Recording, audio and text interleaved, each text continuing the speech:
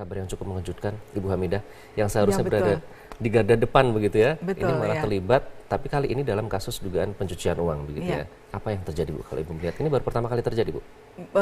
Pengungkapannya, ya. Kasus keterlibatan anggota Polri ini kan memang bukan hal yang pertama kali terjadi. Ya. Jadi kita melihat sejak tahun 2007 mungkin itu sudah mulai terungkap beberapa perwira dan pejabat Polri, anggota Polri yang terlibat. Bahkan kalau kita baca di media itu banyak sekali anggota-anggota Polri yang memang terlibat di dalam penggunaan atau penyalahgunaan narkotika ini ya.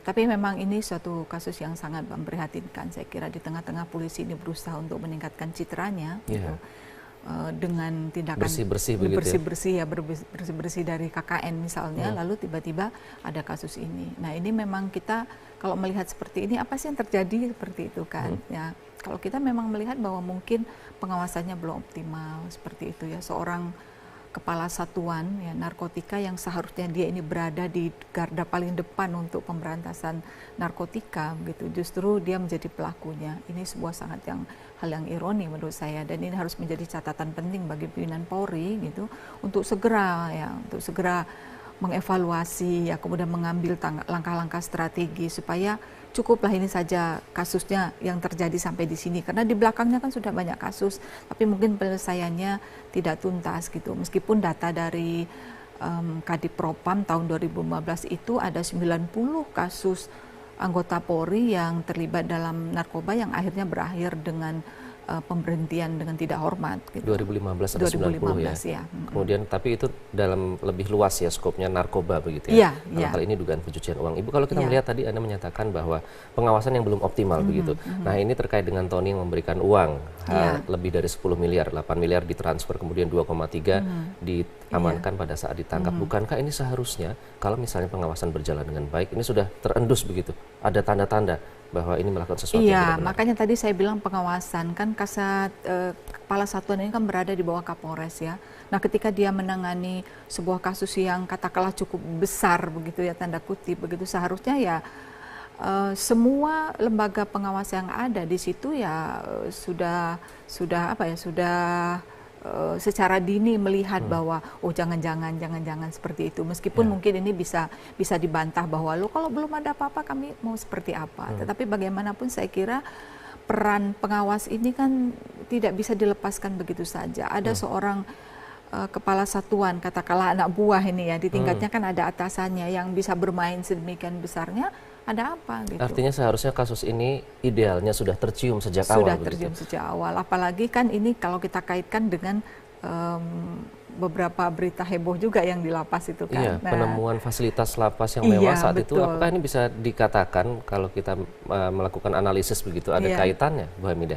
Iya, saya kira tentu ini sangat berkaitan ya. Kalau kita melihat memang sudah merupakan sebuah lingkaran ini, dan ini tentu akan melibatkan banyak orang. Sehingga saya kira seperti apapun perannya, maka atasannya juga ini harus didalami gitu, bagaimana perannya gitu.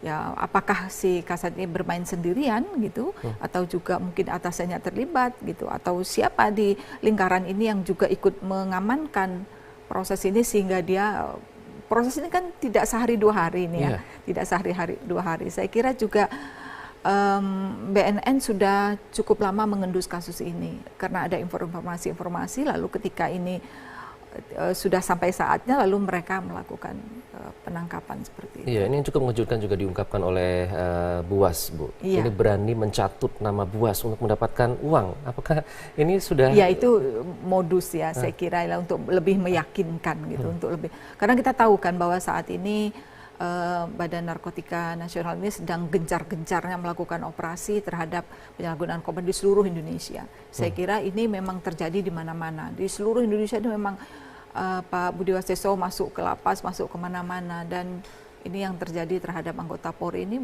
saya kira suatu hal yang positif begitu. Nah, kalau selama ini ada, katakanlah misalnya tahun 2012 ada seorang perwira di Jawa Tengah yang kedapatan di Lampung misalnya melakukan ini, kemudian kita nggak tahu ya endingnya seperti apa, seperti itu. Tidak ada tindak lanjutnya. Tidak ada tindak lanjutnya. Apalagi kalau penyalahgunaan narkotika lalu kita kaitkan mungkin ya kemudian dengan TPPU ya, artinya di sini dia melakukan menerima suap gitu ya, kemudian dikaitkan dengan TPPU, ini suatu hal yang baru. Saya kira ini memang perlu menjadi sebuah sarana untuk mengevaluasi semua kasat, semua perwira, saya kira pejabat yang ada di Polri ya. Apalagi kalau memang Polri ini berkomitmen bahwa ingin bersih-bersih ke dalam seperti apalagi itu. nilainya tidak main-main begitu ya, Bu. Nilainya luar biasa untuk miliar.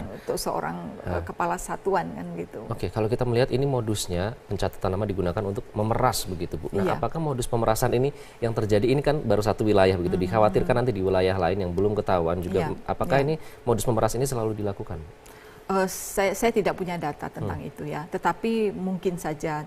Kalau ini memang terlalu berani menurut saya ya, memeras dengan mencatut nama kepala BNN ini ya, terlalu berani langkahnya gitu. Tapi saya kira itu salah satu modus yang harus dideteksi oleh pimpinan Polri bahwa ini jangan-jangan nanti nama Kapolri, mungkin nama Wakapolri seperti itu kan. Ini kan juga akan digunakan begitu. Nah, tentu hal ini harus lebih, kasus ini tidak boleh berhenti sampai di sini. Saya kira seperti juga gunung es, maka kita melihat bahwa di bawah ini ada lingkaran yang lebih besar yang harus dikuak. Gitu.